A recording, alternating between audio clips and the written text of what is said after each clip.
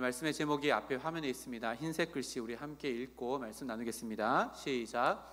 하나님과 경쟁하지 마세요 라는 제목으로 마태복음 6번째 강의 우리 마태복음 6장을 함께 말씀으로 나누겠습니다.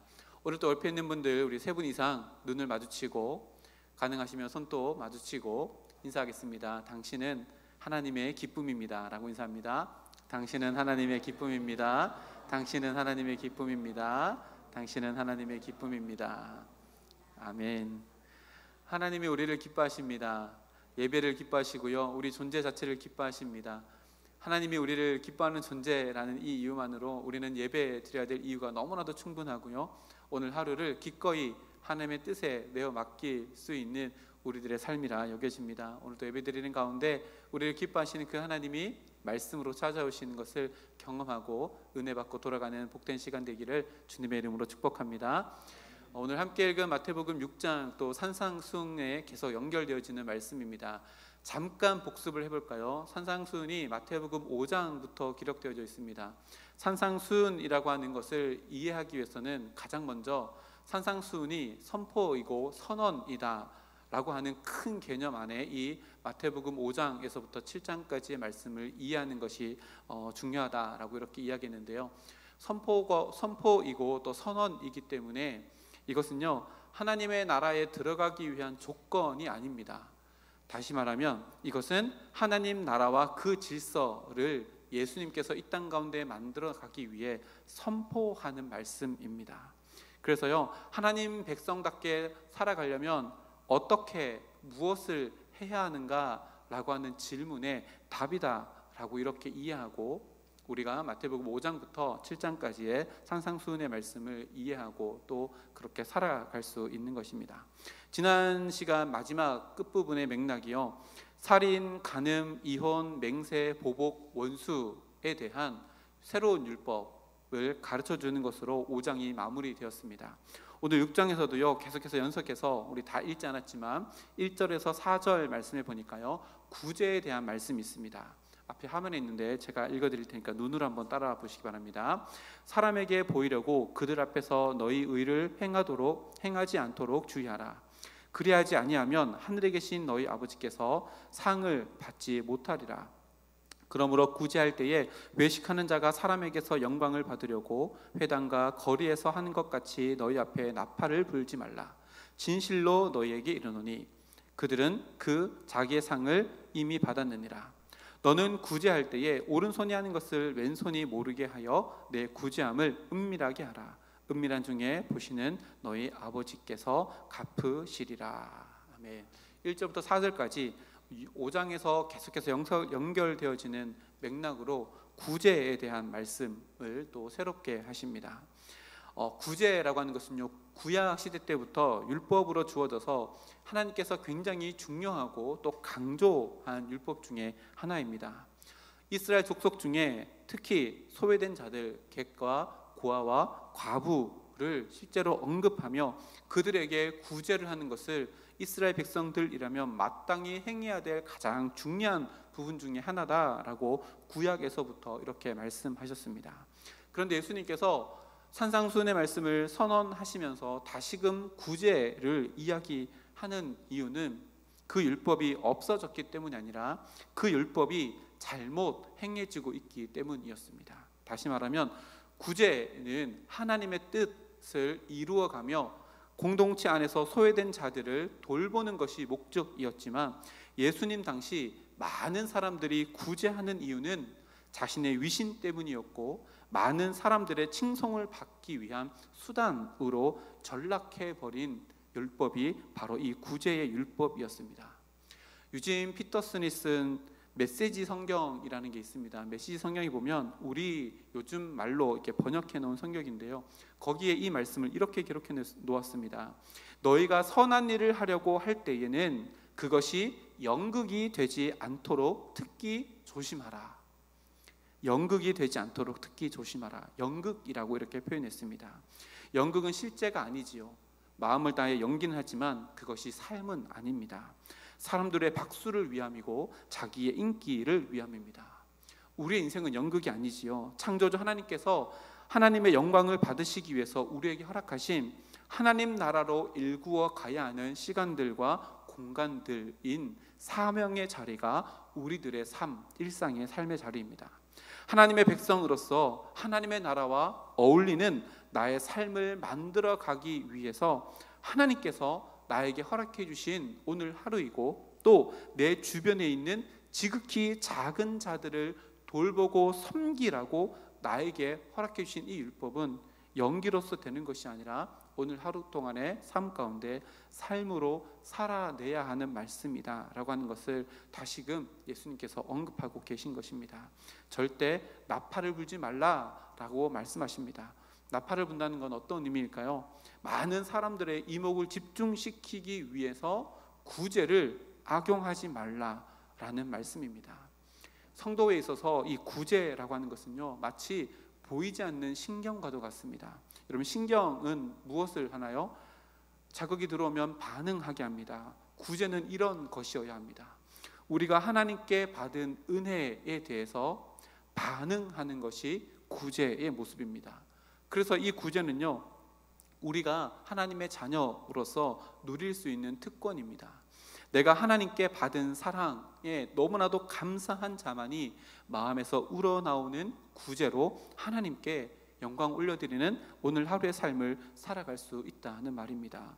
초대교회 성도들을 성경을 통해서 또 기독교 역사를 통해서 바라보면 이들은 적은 것을 받았지만 굉장히 많은 것을 나누는 인생을 살았다는 것을 우리는 알게 되어집니다. 고린도후서 8장 2절 말씀을 보면 이렇게 기록합니다. 환난의 많은 시련 가운데서 그들의 넘치는 기쁨과 극심한 가난이 그들의 풍성한 연보를 넘치도록 하게 하였느니라. 아멘. 마게도냐 교회가요, 자기네들도 너무나도 극심한 가난 가운데 있지만 그들은 그들의 마음 가운데 있는 넘치는 기쁨이 있었기 때문에 그 기쁨에 어떻게 해요? 반응하여서 풍성한 연보를 넘치도록 한 것입니다. 이게 진짜 예수님께서 말씀하시는 구제의 모습입니다. 넘치는 기쁨, 구원받음의 기쁨, 내가 하나님의 백성이라는 그 기쁨도 그 기쁨 때문에 반응하여서 극심한 가난을 넘어서는 풍성한 연보로 구제의 삶을 살아낸 믿음의 역사가 성경에 기록되어져 있습니다. 이것이 정말로 하나님께서 우리에게 원하시는 구제의 모습입니다. 미국의 유명한 MC 중에요, 오프라 윈프리라는 사람이 있습니다. 저렇게 생긴 사람인데요, 책을 썼습니다. 이것이 사명이다 라고 하는 책인데요, 그 책에 보면 사명을 이렇게 4가지로 오프라 윈프리가 정리합니다. 우리에게 시사하는 바가 굉장히 많습니다. 첫 번째 사명, 남보다 더 가졌다는 것은 축복이 아니라 사명입니다. 두 번째입니다. 남보다 아파하는 것이 있다면 그것은 고통이 아니라 사명입니다. 셋째, 남보다 설레는 꿈이 있다면 그것은 망상이 아니라 사명입니다. 넷째로, 남보다 부담되는 어떤 것이 있다면 그것은 사명입니다 라고 이렇게 이야기했는데요, 정말로 그리스도인들이 품고 살아가야 되는 사명에 대해서 구체적으로 풀어서 설명해 놓은 것이 아닌가 이렇게 생각되어집니다. 오늘 특별히 구제와 연결되어지는 것이요, 첫 번째인데요, 남보다 더 많이 가졌다는 것, 우리는요 축복이다, 은혜다 라고 하며 누리는 것에서 그칩니다. 그러나 예수님께서 우리에게 말씀하시는 것은 너희가 남보다 더 많이 가졌다면 그것은 축복이 아니라 축복을 넘어서는 사명, 곧 구제와 연결되어질 때 너희가 진짜로 구원받은 존재로 살아가는 모습이다 라고 우리들에게 이야기합니다. 여러분, 보석함이 있고 도구함이 있습니다. 차이가 뭐지요? 보석함은 보석을 담는 함입니다. 도구함은요, 도구를 담아놓는 함입니다. 그렇다면 질문을 드리겠습니다. 하나님께서 우리에게 주신 것을 여러분들은 어디에 담아 놓으셨습니까? 그게 보석함일까요? 도구함일까요? 이 질문에 대해서는요, 우리 오늘 읽었던 19절부터 마지막 절까지 또 다시 얘기되어지니까요, 6장 뒷부분에 다시 한번 말씀을 나누기로 하고요, 5절부터 15절까지 다시 보면요, 기도에 대한 가르침이 나옵니다. 구제 다음에 기도에 대한 가르침이 나옵니다. 이 기도에 대한 가르침 안에 우리가 잘 알고 있는 오늘 또 예배를 마칠 때 주님께서 가르쳐주신 기도문으로 마칠 텐데요, 주기도문이라고 불리는 구절들이 포함되어져 있는 구절이 있습니다. 먼저 5절에서 8절 말씀을 보면요, 기도할 때에도 구제와 같이 외식하지 말고, 즉 연기하지 말고 골방에 들어가 은밀하게 하라라고 이렇게 가르칩니다. 당시에 랍비들이요, 기도를 가르칠 때 이렇게 가르쳤다고 해요. 길게 기도하기만 하면 누구든지 응답받을 수 있다. 예수님 당시 랍비들이 그렇게 이야기했다고 합니다. 기도 응답 받는 비결처럼 오래 기도해라. 그러면 반드시 응답받을 것이다 라고 이렇게 가르쳤다고 합니다. 그런데요, 예수님의 가르침을 아무리 찾아보아도 예수님은 단 한 번도 기도의 길이에 대해서 가르쳐 주신 적이 단 한 번도 없으십니다. 물론 예수님은요, 삶을 통해서 밤이 맞도록 오랫동안 기도하신 본을 보이시기도 하셨습니다. 그러나 말씀을 통해서 단 한 번도 너희들 하루에 기도를 몇 시간 해라, 기도를 오래 하는 것이 정답이다 라고는 말씀하지 않으셨습니다. 그럼 예수님께서 기도에 대해서 어떤 것들을 성경을 통해서 말씀하셨을까요? 두 가지입니다. 시간이 아니라요, 지속적인 기도, 끊임없이 하는 기도, 그리고 규칙적인 기도, 이 두 가지를 예수님께서 가르쳐 주셨습니다. 시간이 기냐 짧으냐가 아니라 삶 속에 스며들어 있는 기도를 해야 된다라고 하며 두 가지를 가르쳐 주셨는데, 첫 번째는 지속적인 기도, 그리고 규칙적인 기도입니다. 지속적으로 기도하라 라고 하는 것이 어떤 의미일까요? 계속해서 끊임없이 기도한다, 이거 시간을 오래 한다가 아니라 매일매일 하나님께 매달리지 않으면 살 수 없으니 하나님의 인도하심, 하나님의 보호하심, 그리고 하나님의 뜻하심을 날마다 구하는 기도를 하나님께 해야 한다라고 하는 것이 지속적으로 하나님께 기도하라라고 하는 의미이고요. 규칙적인 기도는 뭘까요? 시간을 정해놓고 기도하다라는 건데요, 예수님께서도 날마다 새벽 미명에 한적한 곳을 찾으셔서 규칙적으로 하나님께 기도했다는 것을 우리는 성경을 통해 보게 되어집니다. 이것은 내 삶의 질서를 하나님과 교제하는 것을 중심으로 내 삶을 세워나가라 라고 하는 기도의 가르침입니다. 지속적으로 기도하라는 것은 하나님의 인도하심, 보호하심, 하나님의 뜻하심을 끝까지 구하며 살아갈 수밖에 없는 존재라는 것을 깨닫게 하기 위한 방법이었고, 규칙적인 기도는 하나님과 나와의 교제를 중심으로 너의 삶을 일구어 가라라고 하는 가르침입니다. 그래서요, 이 예수님의 기도의 습관을 따라 우리는 기도해야 합니다. 그저 보여주기 위한 기도는 아무 의미 없습니다. 하나님과 나와 은밀한 곳에서, 그 어떠한 것에서도 방해받지 아니하고 하나님과 나와 친밀한 교제가 있는 이 기도를 지속적이고 규칙적으로 하라라고 하는 말씀이 바로 이 말씀입니다. 올 한 해 정말로 바라고 원하기는요, 우리가 엎드리고 기도할 때마다 지속적으로 규칙적으로 하나님께 엎드릴 때마다 우리의 모든 기도의 제목들이 가장 먼저는 하나님의 뜻에 맞는 기도로 바뀌어져 나가고, 두 번째로는 우리가 하나님의 뜻 안에서 간구하는 모든 것들이 우리들의 삶 가운데, 내가 기도하는 모든 것들 가운데 응답되어진 놀라운 역사를 우리 모든 성도님들이 경험하는 한 해가 되기를 주님의 이름으로 축복합니다. 그리고 9절부터 15절 말씀은요, 우리가 잘 아는 주기도문의 말씀입니다. 사실 이 주기도문의 말씀은요, 한 절 한 절 곱씹어보며 말씀을 나누고 따져봐야 될 구절인데요, 오늘은 6장 전체를 보기 위해서 수박 겉핥기처럼 주기도문이 이런 것이구나 라고 하고 짧게 살펴보고 넘어가려고 합니다. 마태복음이 다 끝나고 나면 마태복음 안에 있는 주기도문이나 또 다른 것들을 우리 시리즈로 한번 살펴보면 좋겠다라는 생각을 하는데요, 가장 먼저 아마 주기도문을 하지 않을까 이렇게 생각되어집니다. 자, 주기도문 가장 먼저 봐야 될 것은요, 누가복음 11장 1절입니다. 앞에 화면에 있는데요, 주기도문이 생긴 배경에 대해서 마태복음에는 없지만 누가복음 11장 1절 말씀에는 이렇게 기록합니다. 예수께서 한 곳에서 기도하시고 마치심에 제자 중 하나가 여짜오되, 주여, 요한이 자기 제자들에게 기도를 가르친 것 같이 우리에게도 가르쳐 주옵소서.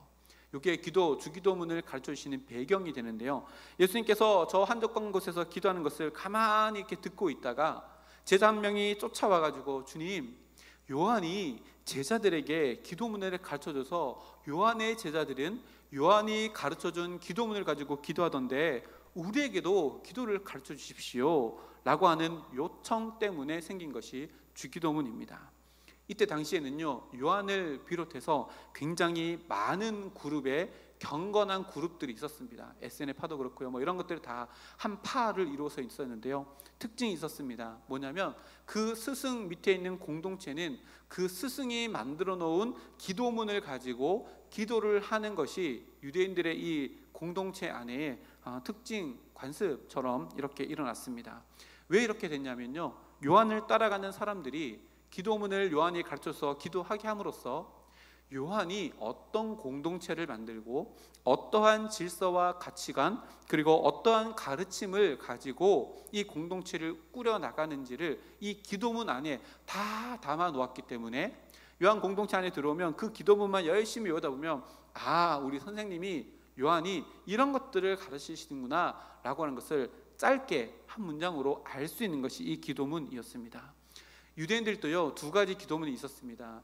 18번 기도문이라고 해서요, 긴 기도문이 18개 문장으로 된 기도문이 있는가 하면 카디시라고 하는 짧은 기도문도 있는데, 이 기도문을 외우면서 유대인들이 하나님께 하루에 3번 기도했잖아요. 그렇게 기도하는 방법이 있었습니다. 제자들은 유대인이기 때문에요, 자기 스승인 예수님에게 이렇게 요한이 제자들에게 가르쳤던 기도문이 있는 것처럼 우리들에게도 가르쳐 주십시오 라고 해서 예수님께서 가르쳐주신 기도의 모본이 우리가 가지고 있는 이 주기도문입니다. 첫째는요, 이 기도문은요, 두 가지로 나눌 수 있는데 앞에 있는 3가지 그리고 뒤에 있는 3가지입니다. 앞에 있는 3가지는요, 하나님의 영광을 위한 3가지 청원 기도의 제목이고요, 그 뒤에 있는 3가지는 제자들의 필요를 채워주기 위한 3가지 기도문입니다. 그리고 마지막에 관로 안에 있는 것은 송영인데요, 나중에 붙여져 있는 내용입니다. 주기도문을 하고 하나님께 영광의 찬양을 올려드리는 건데요, 이것이 추후에 나중에 예수님께서 가르쳐 주신 것이 아니라 초대교회 안에서 통용되었기 때문에 이것이 들어가는 것이 옳다라고 해서 집어넣었고, 지금 성경에 기록되어졌다면 하나님도 인정하셨다라고 우리가 이렇게 이야기할 수 있는데요, 그 앞에 있는 하나님의 영광을 위한 3가지를 잠깐 살펴보고 다음으로 넘어가 보면요, 첫 번째가 기도 제목이 이겁니다. 앞에 PPT에 있는데요, 하늘에 계신 우리 아버지의 이름을 거룩하게 해달라라고 하는 청원입니다. 이거 한자 한자를 다 해석할 수 있거든요. 하늘에 그리고 계시다는 거, 우리 아버지 이름 거룩히 여김을 받다, 이거를 다 설명해낼 수 있습니다. 이렇게 하면요, 요 구절 가지고도 한 3-4주를 할 수 있습니다.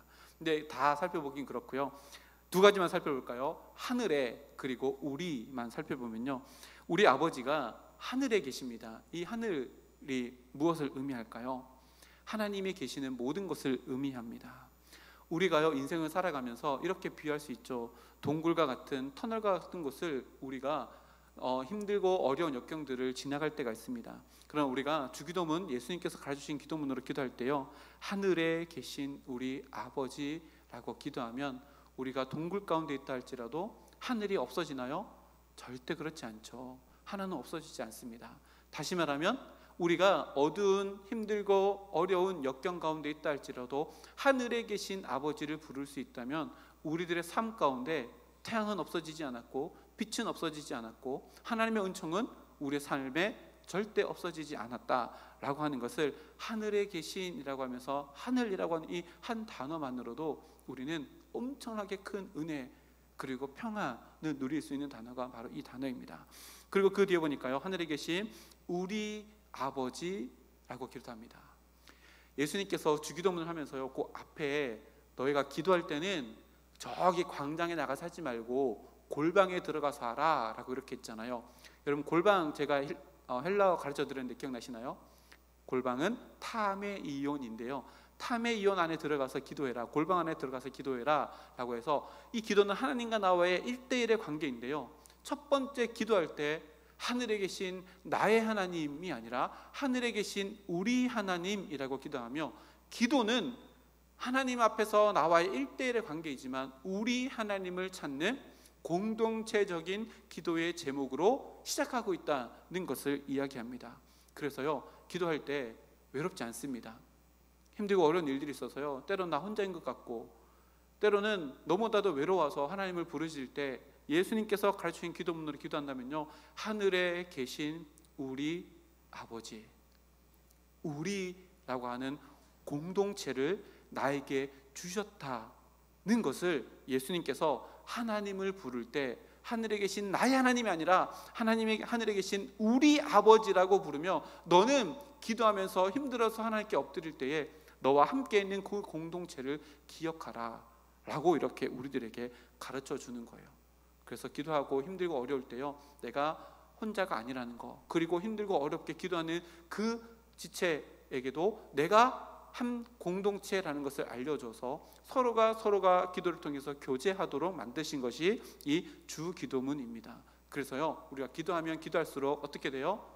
개인적인 기도 제목에 빠지는 게 아니라요, 기도하면 기도할수록 어떻게 돼요? 우리의 기도가 확장되어져서 하나님을 아버지라 부르는 모든 이들, 우리 아버지가 되시는 모든 이들에게 뭐가 되는 거예요? 기도가 확장되어지는 거예요. 기도하다 보면요, 옆에 있는 지체가 생각나요. 기도하다 보면요, 확장되어서 한국 교회가 생각나요. 기도하다 보니까요, 저기 필리핀에서 저기 어디에서 선교하는 선교사님까지 생각나요. 왜요? 그분들이 다 우리 아버지라고 기도하는 누구예요? 예수 그리스도를 머리로 한 지체이기 때문에 그래요. 주기도문에는 이렇게 엄청나게 많은 것들이 담겨져 있습니다. 그 두 번째, 세 번째 청원을 보니까요, 하나님의 뜻을 구하고 하나님의 나라를 구하는 기도가 나옵니다. 나라가 임하시오며 뜻이 하늘에서 이루어진 것 같이 땅에서도 이루어지다. 여러분, 이것은요, 기도의 본질 중의 본질입니다. 가장 먼저 구해야 할 것이 바로 이것입니다. 우리가 하늘에 계신 아버지를 우리 아버지라고 불렀다면 그 다음에 가장 먼저는 이름이 거룩히 여김을 받으셨고 하나님의 나라, 하나님의 뜻을 구하는 것, 이것은 기도의 본질 중의 본질인데, 이것을 가장 먼저 기도한다면 어떻게 될까요? 우리의 기도의 방향이 흐트러지지 아니하고 온전히 하나님의 뜻, 하나님의 나라 안에서 구할 수 있는 기도의 제목들을 하나님께 올려드리게 되어져 있어요. 근데요, 순서가 바뀌어가지고요, 이거 잘 모르겠고 하나님 저 이거 주세요, 저거 주세요, 급해가지고 막 기도하다 보면 기도의 방향이 어떻게 되는 거예요? 이쪽 갔다가 저쪽 갔다가 그러는 거예요. 근데 우리 하나님을 딱 먼저 부르고 하나님의 나라와 하나님의 뜻을 먼저 구하고 나서 나의 필요와 간구를 구하다 보면 하나님의 뜻 밖에 있고 하나님 나라 밖에 있는 나의 욕심, 나의 자존심, 이런 모든 것들은 구하지 않는, 그래서 어떻게 하는 거예요? 마땅히 구할 수 있는 것들만 구하고 마땅히 구할 수 없는 것들은 성령 하나님께서 내 안에서 작동하셔서 제하여 버리고 우리의 기도가 온전히 방향 잃어버리지 않으면 하나님께서 기뻐 받으시는 기도로 바뀌어진다는 것을 이 말씀을, 이 기도의 제목들을 통해서 우리가 알게 되어집니다. 나침판이 있죠. 나침판을 이렇게 딱 보면, 요즘에 핸드폰으로 이렇게 보면은 그거는 이렇게 막 안 움직이는데, 그 아날로그 나침판을 딱 보면 북쪽으로 가르치는 빨간색 침이 정확하게 딱 고정되어 있지 않습니다. 계속해서 북쪽을 향해서 흔들흔들합니다. 왜 그럴까요? 북쪽을 향해서 자기장을 찾아서 계속해서 찾기 때문에 이것이 계속해서 흔들립니다. 우리의 삶도요 마찬가지입니다. 우리의 기도도 마찬가지입니다. 이 흔들림을 찾아서 뭘 계속해서 찾아가는 거예요? 우리의 기도도요, 몸부림치면 몸부림치면서 이 방향을 찾아가야 되는데, 그 방향이 어디라고요? 하나님의 나라, 하나님의 뜻을 향해 우리의 기도의 방향이, 나침판이 북쪽을 가리키든 우리도 우리의 기도의 모든 방향이 하나님의 나라와 하나님의 뜻을 향할 때에 진짜 우리의 기도가 하나님께서 기뻐 받으시는 기도가 된다는 것을 이 앞부분에 있는 이 세 개의 기도 제목 가운데 우리들에게 이야기합니다. 그래서요, 이 기도 제목, 제가 청년 사역을 오래 했잖아요. 청년 사역하면서 청년들한테 이렇게 막 물어봐요. 목사님, 기도를 어떻게 하면 좋을까요? 기도를 잘하고 싶은데 어떻게 하면 좋을까요? 제가 늘 이야기하는 게 주기도문을 외우고 시편을 많이 읽어라. 주기도문 시편을 많이 읽으라라고 하는 거 원로 목사님께서 저에게 가르쳐 주신 거예요. 원로 목사님, 제가 우리 교회 있을 때 원로 목사님 기도 들으면 너무 기도를 잘하셔서 제가 한 번은 밥 먹으러 갈 때 목사님처럼 기도하려면 어떻게 해야 돼요? 라고 했더니 원로 목사님께서 시편을 많이 읽어야 된다고. 시편을 많이 읽으면 시편 안에 믿음의 선조들에 대한 탄식이 가득 있고 기쁨이 가득 있는 정말로 하나님께 찬양드렸던 그 기도가 풍성하게 있는 것이 시편이라서 시편을 많이 읽어라 이렇게 말씀하셨는데, 저도 청년들에게 똑같이 이렇게 가르쳐 줬었는데요. 주기도문이 중심되어지는 기도가 되어지면요, 우리의 기도의 방향이요 절대로 흐트러지지 아니하고, 기도의 방향이 흐트러지지 않으면 삶의 방향을 온전히 잡아 나갈 수 있습니다. 그래서 이 주기도문은요 너무너무 소중한, 하나님께서 우리에게, 예수님께서 우리에게 전해주시는 기도문입니다.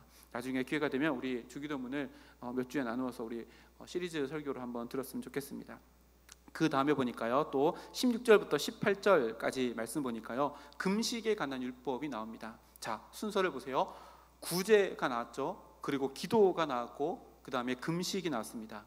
구제와 기도와 금식, 요것은요 세트입니다. 세트인데요, 유대인들이 경건 생활이라고 하면 딱 요 세 가지를 가장 먼저 꼽습니다. 유대인들의 경건 생활하면 구제를 하느냐, 기도를 정시에 하느냐, 그리고 금식을 하고 있느냐, 요 세 가지를 꼭 봅니다. 근데요, 유대인들이요 요 세 가지를 해야 하는 이유는 모르고, 이것을 해야지만 자기가 유대인으로서의 자존심과 또 자기의 평판을 지킬 수 있기 때문에 마음 없이 표면적으로만 이것을 행했던 거예요. 그래서 유대인들의 중심이 되는 경건 생활인 이 세 개를 예수님께서 다시 언급하시면서 너희의 구제가 잘못됐다, 너희의 기도가 잘못됐다, 너희의 금식이 잘못됐다라고 하고, 온전히 예수님께서 이것을 다 가르쳐 주시는데 공통점이 있습니다. 뭐예요? 외식하지 말라는 거예요. 겉으로 하지 말라는 거예요. 뭘 하는 거예요? 우리 지난주에도 함께 나누었는데, 예수님께서 계속해서 말씀하시는 건 뭐냐면 마음의 동기입니다. 네가 이걸 왜 하고 있니? 너 금식하고 있네? 왜 금식하는 거야? 너 지금 구제하고 있네? 왜 구제하는 거야? 너 기도하고 있네? 왜 기도하는 거야? 그 마음의 중심이 흐트러져 있고 잘못되어져 있는 너의 마음을 봐야 한다라고 계속해서 5장부터 지금까지 계속해서 말씀하고 있는 거예요. 그래서 18절 말씀을 보니까요, 오직 은밀한 중에 계신 내 아버지께 보이게 하려 함이라. 은밀한 중에 보시는 내 아버지께서 갚으시리라. 금식은 남들에게 보여지기 위한 것이 아니라 은밀한 중에 계시는 내 아버지 하나님과 나와의 개인적인 더 깊은 교제를 위한 것이 금식의 진짜 목표이지, 야, 나 오늘 며칠 금식했는지 아냐? 나 이 정도 금식했어, 나 이렇게 경건한 사람이야 라고 외식하고 보여주기 위한 것이 아니라는 것을 이렇게 이야기합니다. 그래서 금식은 뭐예요? 내 마음의 중심을 하나님과 1대1로 만나며 다 내어놓고, 고스란히 내어놓고 송두리째 온전히 완전히 하나님께 다 오픈하는 목적으로 하는 것이 금식입니다. 금식 안에서 아주 유명한 구절이 구약의 말씀 가운데 있습니다. 다 아시는 말씀일 겁니다. 이사야서 58장 6절에서 9절까지 말씀인데요, 제가 유진 피터슨이 쓴 메시지 성경 버전으로 천천히 읽어드릴게요. 앞에 화면에 있습니다. 내가 찾는 금식은 이런 것이다. 불의의 사슬을 끊어주고 일터에서 착취를 없애며 압제받는 자를 풀어주고 빚을 청산해 주는 것이다. 또 내가 너희에게서 보고 싶은 모습은 이런 것이다. 굶주린 자들과 함께 음식을 나누고 집 없고 가난한 자들을 집에 초대하며 헐벗어 추위에 떠는 자들에게 옷을 주고 혈육을 외면하지 않고 도와주는 모습이다. 이런 일을 행하여라. 그러면 빛이 쏟아져 들어와 너의 삶이 순식간에 달라질 것이다. 너의 의가 내 앞서 길을 닦을 것이요 영광의 하나님이 너의 길을 지켜주실 것이다. 내 기도할 때 하나님이 응답하실 것이다. 내가 도와달라고 부르짖으면 내가 여기 있다 하고 대답할 것이다. 아멘. 우리가 생각하는 금식과 어떤가요? 금식이 이런 것이라고 이야기합니다. 근데 참 다릅니다. 우리가 금식하면 가장 먼저 떠오르는 것이요, 음식을 섭취하지 않는 금식을 가장 먼저 생각하죠. 음식 안 먹는 거. 근데요, 금식을요, 하나님께서 찾는 금식이 이런 금식인데, 보세요. 우리가 생각하는 것과 전혀 다르게 단순히 먹지 않는 게 아니라요, 행하는 겁니다. 행하는 겁니다. 무엇을 행하는 거예요? 하나님과 금식하여서 하나님과 1대1의 대면을 했을 때 내 마음 가운데 있는 모든 것들이 다 드러나게 되어져요. 어떤 게 드러날까요? 여기 있는 거 반대되는 모습이 드러나는 거예요. 내 삶 속에 잘못된 습관들, 이기적인 마음들이 낳았던 행동들, 하나님 나라의 질서가 아니라 내 자존심이 세운 질서를 따라서 행동했던 그 모든 것들이 금식하여서 하나님과 1대1의 만남 가운데서 다 드러나는 거예요. 그래서 진짜 금식은 뭐예요? 다 드러난 그 모든 내 잘못된 행동들과 삶의 질서들, 모양들을 다 뒤집어 엎어서 삶을 바꾸어 나가는 것, 이게 진짜 금식이라고 구약성경 이사야서 58장에 기록하고 있는 거예요. 이게 진짜 금식입니다. 하나님, 저 사업을 하는데요, 원래 100억 매출해야 합니다. 금식합니다. 진짜 그렇게 해서 금식을 시작해서 진짜 금식을 하면 어떻게 될까요? 기도가 바뀌겠죠. 하나님께서 내 마음을 다 드러내시고 내 삶 가운데 있는 내가 세운, 내 자존심이 세운 질서, 내 감정이 세운 질서, 내 기분이 세운 질서, 내 욕망이 세운 질서는 완전히 무너지고 하나님 나라의 질서가 세워져서 오늘 하루 내 눈에 보여지는 무너져 있는 하나님의 나라의 질서를 세워나가는 삶으로 바뀌어지게 될 겁니다. 이게 진짜 금식이라고 오늘 성경이 우리들에게 이야기합니다. 금식은요, 은밀한 중에 내 마음의 중심을 보시는 하나님께 내 모든 것들을 다 드러내는 작업이고, 거기서 끝나는 것이 아니라 잘못되어져 있는 삶의 질서들을 하나님 나라의 질서로 바꾸어 나가는 것이 금식이라고 오늘 금식에 대해서 주님께서 말씀하십니다. 올 한 해 혹여나 금식할 일이 계시다면 이런 모습으로 금식하셔야 합니다. 그럼 어떻게 될까요? 너의 삶이 순식간에 달라질 것이다. 너의 의가 내 앞서서 길을 닦을 것이요, 영광의 하나님이 너의 길을 지켜주실 것이다. 내 기도할 때 하나님이 응답하실 것이다. 내가 도와달라고 부르시면 내가 여기 있다 대답할 것이다. 어떨 때요? 금식해서 내 마음 가운데 무너져 있는 하나님의 질서가 회복되어지고 내 삶이 회복되어지면 하나님께서 순식간에 내 삶을 바꾸어 나가는 놀라운 변화를 우리에게 허락해 주신다고 약속하십니다. 올 한 해 이것을 경험할 수 있는 우리 모두가 되었으면 좋겠습니다. 이제 마지막으로요, 19절부터 34절 우리가 함께 읽은 말씀인데요, 이 말씀 마지막 단락인데 아주 긴 단락입니다. 이 단락에서 말하는 게 뭘까? 오늘 성경책에 보니까요, 그 위에 제목에 보물을 하늘에 쌓아두라 라고 하는 소제목으로 19절부터 34절까지 쭉 기록되어져 있는데요, 오늘 지금까지 살펴보던 18절까지 그리고 그 앞부분에서는요, 지금까지 예수님이 가르치면 하나님과 나, 그리고 나 안에 있는 개인적인 경건의 모습이었습니다. 지금부터 그 뒤편에 있는 것은요, 내 안에서 시작되어서 공동체 안에서 일어나는 사회적인 책임, 사회적인 경건에 대한 모습으로 이제 연결되어집니다.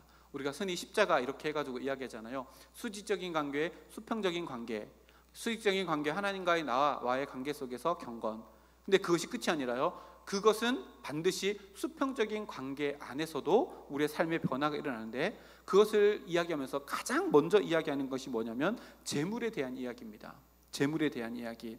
오늘 말씀의 그 19절 그 뒤편에 보면 재물에 대한 이야기가 나오는데요, 재물, 개인적인 경건 그리고 공동체 안에서의 경건을 이야기하면서 가장 먼저 재물에 대해서 이야기합니다. 왜 재물에 대해서 이야기했을까요? 이것이 공동체 안에서의 경건과 무슨 연관이 있을까요? 재물이라고 하는 것은 이 지구촌 안에 한정되어져 있습니다. 한정되어져 있다는 것은 뭐예요? 시소놀이 하는 거죠. 어떤 사람이 80을 가져가면 나머지가 20을 가지고 나누어 가져야죠. 경쟁입니다. 그리고 재물을 소유한다는 것은 뭐 하는 거예요? 다른 사람이 내가 소유한 만큼 가지지 못하게 된다는 것을 의미하기 때문에 공동체 안에서의 경건의 출발점이 재물이라고 예수님께서 말씀하고 계시는 거예요. 그리고요, 하나님 예수님께서 말씀하시는 24절 말씀을 보니까요, 한 사람이 두 주인을 섬길 수 없나니, 그리고 마지막에 보니까 너희가 하나님과 재물을 겸하여 섬기지 못하느니라. 예수님께서 이 세상에 수많은 것들을 선택할 수 있으셨는데요, 하나님과 동등된 위치에 재물을 놓으시고 너희가 하나님을 섬길 수도 있고 재물을 섬길 수도 있다. 하나님 위치와 재물 위치를 동등하게 놓으시고 겸하여 섬길 수 없으니 한 사람 오직 하나님만 섬겨라 라고 이렇게 이야기합니다. 이게 무엇을 의미할까요? 우리가 하는 모든 선택들이 굉장히 많은 선택인 것 같지만 결국은 뭐 하는 거예요? 우리가 이 세상에서 하는 모든 선택은 하나님이냐 재물이냐, 하나님이냐 재물이냐로 두 가지로 딱 양분되어진다는 것을 이야기합니다. 재물, 하나님, 요거를 조금 더 확대해서 설명하면요, 내가 하는 이 일이 하나님의 영광을 위한 하나님의 일이냐, 아니면 하나님 전혀 상관없이 이 세상을 위한, 나의 욕심을 위한, 나의 야망을 위한 일이냐, 이 두 가지로 딱 구분되어지고, 네가 이 세상 가운데 하나님을 섬기는, 그리고 재물을 섬기면, 하나님을 섬기면 이 땅 가운데 하나님의 나라가 만들어져 나갈 것이며, 재물을 섬기면 네가 이 세상 가운데 수평적인 관계에서 너는 하나님의 나라가 아니라 너의 왕국을 만들며 하나님의 나라를 파괴하는 존재가 될 것이다 라고 이렇게 이야기합니다. 그러면 이 이야기가 마치 저기 산에 가서 살아가야 되는 그 스님들이 얘기하는 것처럼 무소유 이걸 얘기하는 거냐? 전혀 그렇지 않습니다. 성경에는요, 재물을 많이 쌓아두고 또 부자가 되는 것을 하나님의 축복이라고 이야기하는 구절들이 굉장히 많이 있습니다. 성경에 보면요, 게으른 자는 개미에게서 배우라 라고 이렇게 이야기합니다. 무슨 이야기예요? 성실하게 해서 재물을 쌓아두라 라고 하는 이런 이야기입니다. 우리가 잘 아는 요셉도 보십시오. 7년 풍년 동안 열심히 저축하였습니다. 왜요? 미래에 흉년이 있으니까 저축하였습니다. 저축이 잘못됐냐? 그렇지 않다는 얘기예요. 그리고요, 고린도 후서 12장 14절, 자막을 준비 안 했는데요, 거기 보면 자녀를 위하여 저축할 필요가 있다라고 하는 메시지도 고린도 후서 12장 14절 말씀에도 있습니다.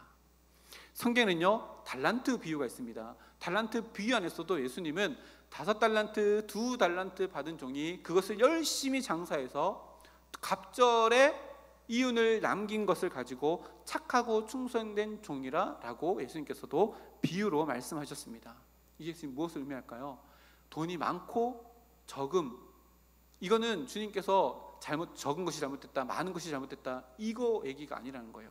돈은요, 가치 중립적인 겁니다. 이 세상의 모든 것들이요, 다 가치 중립적인 겁니다. 가치 중립적인 적이다라고 하는 것이 무엇을 의미해요? 내가 이것을 사용할 때요, 선하게 사용할 수도 있고 악하게 사용할 수도 있다는 거예요. 제가 아이패드로 설교를 이렇게 합니다. 아이패드 설교하는데 이것을 나쁘게 쓴다면 여기다가 게임을 깔아가지고 하루 종일 이걸로 게임 깔아서 게임하면 이걸로 어떻게 사용하는 거예요? 나쁘게 사용하는 거죠. 근데 저는 이제 여기 이렇게 해가지고 설교문을 써가지고 열심히 낙서하고 지우고 해가지고 설교문을 외우기도 하고, 이렇게 쓰면 선용하는 거죠. 아이패드 자체가 나쁘다, 아이패드가 좋다가 아니라 가치 중립적인 거죠. 우리에게 모든 것들이 가치 중립적인 것인데, 예수님께서 이 재물에 대해 이야기하며 하나님 재물 어떤 걸 섬길래? 라고 하는 것은요, 두 가지를 이야기합니다. 하나는요, 우선순위에 대한 이야기입니다. 재물이 우선시 되어져 있는 사람이 있다는 거예요. 하나님이 우선시 되어지지 아니하고, 또 하나는 뭐냐면, 재물관은 잘못된 재물관이 있고 하나님 보시기에 건강한 재물관이 있다는 거예요. 잘못된 것이 있고 건강한 재물관이 있다는 거예요. 가치 중립적인 것인데, 너희가 이것을 선택할 때 재물이 아니라 하나님을 선택해서 재물이 주인 되지 아니하도록, 재물이 뭐가 되도록요? 도구가 되어지도록 너의 삶을 살아야 한다라고 이야기하는 겁니다. 그래서 아까 처음에 시작할 때 잠깐 얘기했던 보물함과 도구함, 여러분 이거 잘 생각해 보셔야 합니다. 재물을 포함한 우리가 소유한 모든 것들은요, 하나님의 은혜로 우리에게 주어진 것입니다. 생명부터 시작해서요, 내가 누리고 있는 모든 것들이 다 하나님께서 나에게 주신 것이기에 우리들에게는요, 다 보물과도 같은 것입니다. 생명이 보물 같죠. 내 건강이 보물 같습니다. 하나님께서 나에게 허락해 주신 시간도 보물 같습니다. 그 하나님께서 나에게 허락해 주시는 통장의 잔고도 보물 같습니다. 하나님께서 나에게 허락해 주신 사회 속에서 직장, 일터, 내가 돈벌이 할 수 있는 그 사업터, 그 모든 것들도 다 하나님께서 나에게 주신 것이라면 보물 같습니다. 그러나 이것을요, 내 것이라고 보물함에 넣어두기만 하면 어떻게 된다고요? 오늘 말씀에 썩어서 없어지고요, 점이 와서 다 먹어버리고요, 없어져 버린대요. 도둑이 와서 갖고 가버린대요. 그런데 이것을요, 하나님께서 나에게 주신 보석이지만, 너무나도 소중한 보물이지만, 하나님께서 나에게 주시는 은혜, 진짜 은혜, 구원받은 은혜를 내 삶 가운데 나타내 보이기 위해 오프라 윈프리가 했던 것처럼 내가 먹고 사는 거 플러스 알파, 잉여에 더 플러스 알파가 있는 것을 가지고 하나님의, 나의 만족이 아니라 하나님의 만족, 하나님의 나라, 하나님의 뜻을 위해서 써야 하는 도구, 곧 건강한 재물관, 이게 뭐예요? 청지기적인 재물관을 가지고 오늘을 살아간다면 하나님께서 우리에게 주시는 보물은요, 또 다른 보물을 낳는 도구가 되어서 우리의 삶은 더 풍성한 하나님의 나라를 만들어가는 진짜 보배로운 인생, 어떤 인생요? 하늘의 보물을 쌓는 인생이 될 것이라고 오늘 말씀 가운데 우리들에게 이야기합니다. 그래서요, 먼저 그의 나라와 그의 의를 구하기 위해서 하나님께서 나에게 주신 것들을 사용하면 어떻게 될까요? 이 모든 것을 너희에게 더하시리라. 하나님의 순서가 이겁니다. 내가 내 거 꼭꼭 붙잡고 있는다고 그것이 내 것이 되는 것이 아니라 하나님의 나라와 의를 위해서 사용하여질 때에 이 모든 것을 너에게 더하시리라. 이것이 하나님의 순서이고요, 이 순서대로 살아갈 때에 우리는 하나님이 우선시 되어지는 삶을 살아가고 재물을 도구 삼아 하나님의 나라를 만들어가는 주님의 동력사로서 오늘 하루의 삶을 살아갈 수 있다는 것을 예수님께서 말씀하시는 거예요. 26절, 28절, 30절 말씀에 보면 예수님께서 비유를 들어서 설명하시는데요, 26절 말씀에 공중의 새가 나오고요, 28절 말씀에 들의 백합화가 나옵니다. 그리고 30절 말씀에 보니까요, PPT가 있는데요, 오늘 있다가 내일 아궁이에 던지는 들풀이 나옵니다. 자, 26절에 공중의 새, 28절에 들의 백합화, 그리고 오늘 있다가 내일 아궁이에 던지는 들풀, 요 세 개의 공통점이 뭘까요? 공통점이 뭘까요? 하나님 만든 피조물입니다. 그렇죠? 근데 그거 말고 오늘 말씀의 맥락에 의해서 요 세 가지의 공통점이 있습니다. 뭘까요? 이 공중에 나는 새, 들의 백합화, 오늘 피었다가 내일 아궁이에 던져지는 들풀은요, 하나님과 경쟁하지 않습니다. 이게 공통점입니다. 하나님과 경쟁하지 않습니다.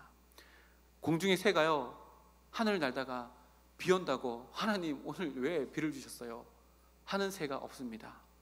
들의 백합화가요, 바람 분다고 내 옆에 왜 가시나무를 둬가지고 바람 불 때마다 찔립니까? 이렇게 하나님과 경쟁하지 않습니다. 오늘 피었다가 내일 아궁이에 던져지는 이름 없는 들풀도요, 하나님 나는 이름도 없는데 오늘 좀 꽃 좀 피고 조금 더 피면 좋겠는데 왜 오늘 뜯어가지고 내일 아궁이에 넣어버립니까? 라고 하나님과 경쟁하지 않습니다. 근데요, 하나님 예수님께서 이 공중의 새, 들의 백합화, 그리고 오늘 있다가 내일 아궁이에 던져지는 들풀을 들면서 이 모든 것들을 하나님께서 다 먹이시지 않느냐.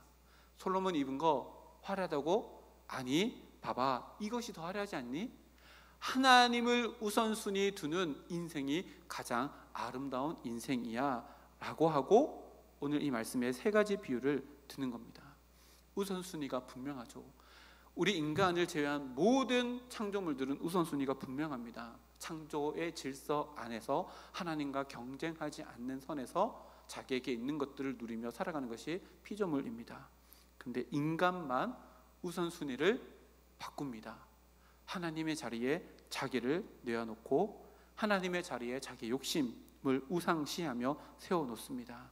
이 모든 것들이 다 잘못되었고 삶의 우선순위를 온전히 해 나갈 때에 너희들의 삶 가운데 정말로 기쁨이 있고 참 행복이 있다는 것을 예수님께서 말씀하십니다. 만약에 오늘을 살아가면서 오늘 하루 나에게 주어진 모든 것들, 시간, 공간, 내가 가진 모든 것들, 이 모든 것들을 하나님의 나라와 의를 위해서 오늘 하루를 열심히 도구 삼아서 하나님의 영광을 나타내며 오늘 하루를 보냈다라고 하면 잠자리 들 때 내일이 어떻게 맞아질까요? 내일이 어떻게 맞아질까요? 가슴 뛰는 벅참의 기다림으로 내일이 맞아지지 않을까요? 반대로 생각해 볼까요? 오늘 하루 내가 가지고 있는 모든 것들을 더 움켜잡기 위해 보석함을 더 단단히 고정하고 잠그고 살아가는 오늘 하루를 살았던 사람들 잠자리 들면서 내일을 어떻게 맞이할까요? 또다시 염려하는 하루로 다가오기 때문에 불안감 때문에 두려움 때문에 하루를 맞이하지 않을까요? 오늘 말씀이 바로 그것입니다. 내일 일은 내일이 염려할 것이요. 주어를 잘 보세요. 내일 일은 내일이 염려할 것이요. 내일이 주어입니다. 여러분 내일을 사는 사람 있으세요? 아무도 없잖아요. 누가 내일을 살아요? 내일이 오늘로 주어질 때에 살아갈 수 있는 것이 우리 인간입니다. 내일 일은 내일이 염려하라, 이건 뭔 말이에요? 오늘 나에게 허락해 주신 것들을 통해서 하나님의 나라와 의를 구하는 오늘 하루 살아가는 것이 뭐 한다는 거예요? 족하다는 거예요. 근데 우리 내일을 걱정해요. 왜요? 오늘 있는 내 것이 없어질까 봐 도구함 꼭 붙잡고 이렇게 살아가면서 오늘을 불안하게 살면서 내일 또 그렇게 맞이하는 거 무의미한 인생이 아닌가 라고 예수님께서 오늘 말씀을 통해서 우리들에게 가르쳐 주는 겁니다. 오늘 주무실 때 붙들고 가야 되는 것은 뭐예요? 보석함이 아니라 도구함이에요. 내일 또 하루를 시작하면서 열어 제쳐야 될 것은 뭐예요? 보석함이 아니라 도구함이에요. 내 건강도, 내 지혜도, 내 시간도, 내 잉여 재산도 하나님 앞에서 하나님의 나라를 구하는 게 뭘까? 하나님의 의를 구하는 건 뭘까? 이렇게 하루하루를 내어드릴 때에 우리 하루는요, 불안과 염려가 아니라 평안, 그리고 기대로 가슴 벅참으로 매일매일 하루하루가 시작되게 될 것입니다. 내일 조금 더 하나님을 신뢰하고, 내일 조금 더 주위를 둘러보고, 내일 조금 더 내가 가진 소유권을 하나님께 내어드리고 인정하고 선포해서 하나님께서 내 눈에 보이시는 무너지는 하나님의 나라, 그것 가운데 내가 가진 것들로 하나님의 나라를 세워나가고, 하나님의 뜻이 무너져 있다면 그것 가운데 하나님의 뜻을 세우기 위해서 무릎 꿇고 하나님께 기도하며 하나님의 나라를 만들어 나가는 우리 모두가 되기를 주님의 이름으로 축복합니다. 다 함께 기도하겠습니다.